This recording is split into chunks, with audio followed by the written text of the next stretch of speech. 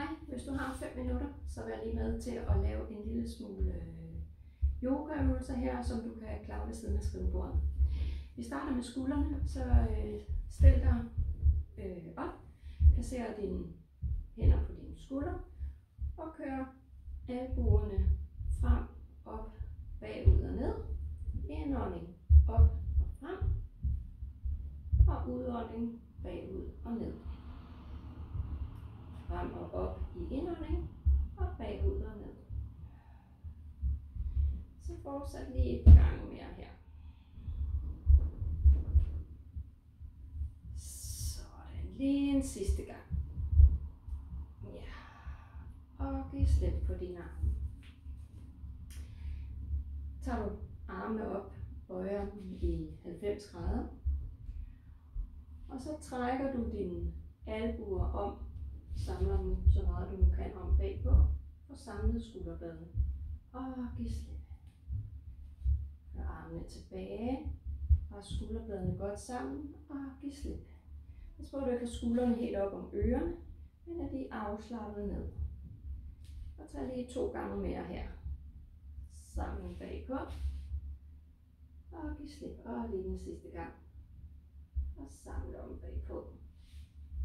Og giv slip. Ja. Så hiver du skuldrene op lige så meget du kan. Og giv slip. Så på din indånding hiver du op, op, op, op, op. Og giv slip i din udånding. 2 gange mere.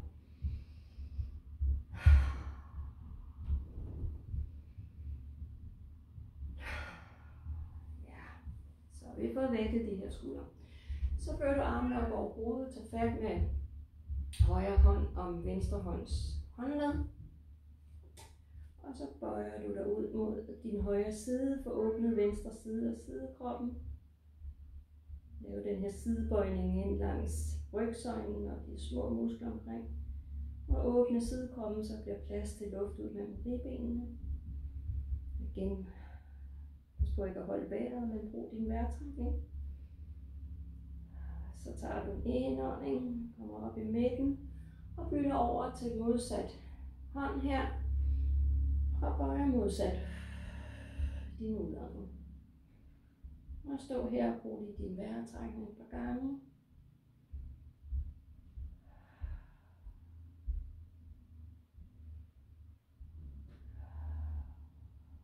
Kom op i en indånding, og på din udånding fører du armene ned igen. Så folder du dine hænder her omme på ryggen. Lad hænderne være nede omkring din bagdel. Placer dine albuer og skulder godt op på ryggen, så du igen får samlet dine skulderblade. Får samlet dine albuer om bagpå. Åbne dit bryst. Før skuldrene tilbage. Og stå lige her et øjeblik. Igen husker du på din vejrtrækning. Du giver slip i dit ansigt og i dine kæber. Og du giver slip i dine skuldre. Så tager du en indånding, og på din udånding fører du armene lidt bagud og kigger lidt op. Hvis du mærker en lille form for bagudbøjning, eller bagoverbøjning hedder det, det er helt okay, men hvis det bliver for intens nede i din lænd, så retter du lige hovedet lidt ned, så eventuelt armene lidt tættere ind på dig. Så prøv at regulere det med dit hoved, så meget som muligt. Og stå lige her i den her stilling et øjeblik. Når din næste udånding kommer, giver du slip på stillingen og kommer ud af den.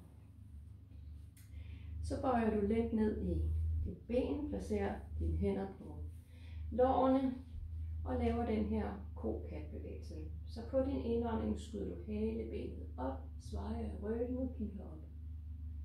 Og på din udånding trækker du halebenet under og krummer ryggen op og kigger ind. Og en indånding.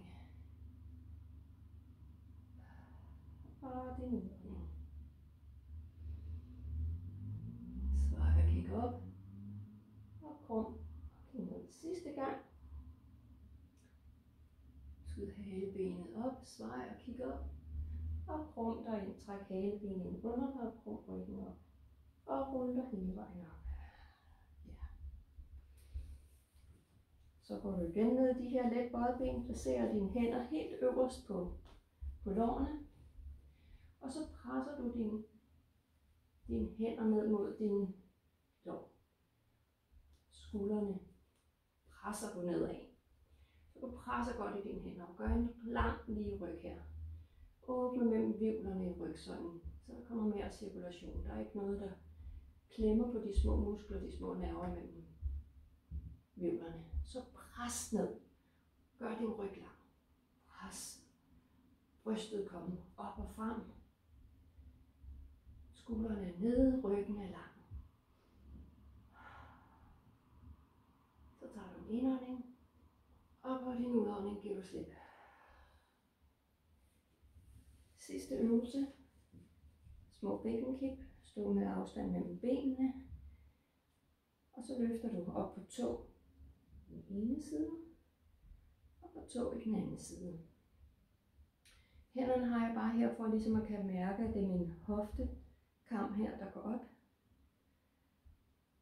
Hvis du har en fornemmelse af, at du sådan roterer, så skal du have lidt mere afstand mellem benene. Men ellers så laver du bare sådan et kip op. Kip op. Det giver en rigtig fin bevægelse heromme ved korsbenet og hoften, det vi kalder SI-ledet. Ja. Det var alt for i dag. Brug det hele samlet i samme rækkefølge, i en ny rækkefølge, eller tag noget af det. God fornøjelse.